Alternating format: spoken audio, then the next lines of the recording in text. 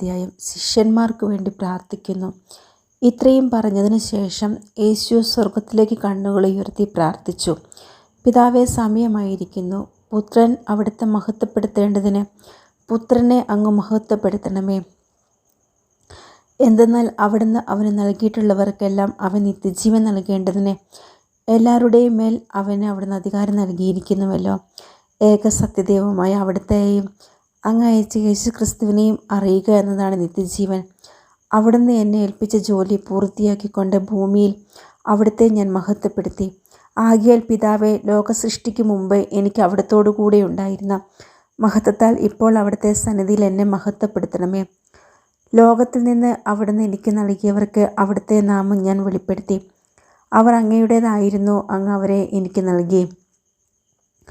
അവർ അങ്ങയുടെ വചനം പാലിക്കുകയും ചെയ്തു. അവിടുന്ന് എനിക്ക് നൽകിയതെല്ലാം അങ്ങിൽ നിന്നാണെന്ന് അവർ ഇപ്പോൾ അറിയുന്നു. എന്തെന്നാൽ അങ്ങ് എനിക്ക് നൽകിയ വചനം ഞാൻ അവർക്ക് നൽകി. അവർ അത് സ്വീകരിക്കുകയും ഞാൻ അങ്ങയുടെ അടുക്കൽ നിന്ന് വന്നുവെന്ന് സത്യമായി അറിയുകയും അങ്ങ് എന്നെ അയച്ചു എന്ന് വിശ്വസിക്കുകയും ചെയ്യുന്നു. ഞാൻ അവർക്ക് വേണ്ടിയാണ് പ്രാർത്ഥിക്കുന്നത്, ലോകത്തിനു വേണ്ടിയല്ല, അങ്ങ് എനിക്ക് തന്നവർക്ക് വേണ്ടിയാണ് പ്രാർത്ഥിക്കുന്നത്. എന്തെന്നാൽ അവർ അവിടത്തേക്കുള്ളവരാണ്, എനിക്കുള്ളതെല്ലാം അങ്ങയുടേതാണ്, അങ്ങയ്ക്കുള്ളതെല്ലാം എൻ്റേതും. ഞാൻ അവരിൽ മഹത്വപ്പെട്ടിരിക്കുന്നു. ഇനിമേൽ ഞാൻ ലോകത്തിലല്ല, എന്നാൽ അവർ ലോകത്തിലാണ്.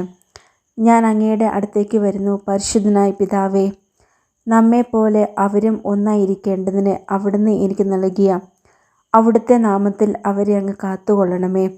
ഞാൻ അവരോട് കൂടിയായിരുന്നപ്പോൾ അങ്ങ് എനിക്ക് നൽകിയ അവിടുത്തെ നാമത്തിൽ ഞാൻ അവരെ സംരക്ഷിച്ചു. ഞാൻ അവരെ കാത്തു സൂക്ഷിച്ചു. വിശുദ്ധ ലിഖിതം പൂർത്തിയാകാൻ വേണ്ടി നാശത്തിൻ്റെ പുത്രനല്ലാതെ അവരിൽ ആരും നഷ്ടപ്പെട്ടിട്ടില്ല.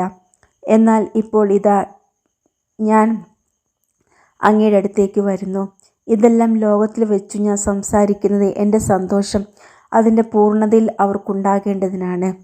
അവിടുത്തെ വചനം അവർക്ക് ഞാൻ നൽകിയിരിക്കുന്നു. എന്നാൽ ലോകം അവരെ ദേഷിച്ചു. എന്തെന്നാൽ ഞാൻ ലോകത്തിൻ്റേതല്ലാത്തതുപോലെ അവരും ലോകത്തിൻ്റേതല്ല. ലോകത്തിൽ നിന്ന് അവരെ അവിടുന്ന് എടുക്കണം എന്നല്ല, ദുഷ്ടനിൽ നിന്ന് അവരെ കാത്തുകൊള്ളണം എന്നാണ് ഞാൻ പ്രാർത്ഥിക്കുന്നത്.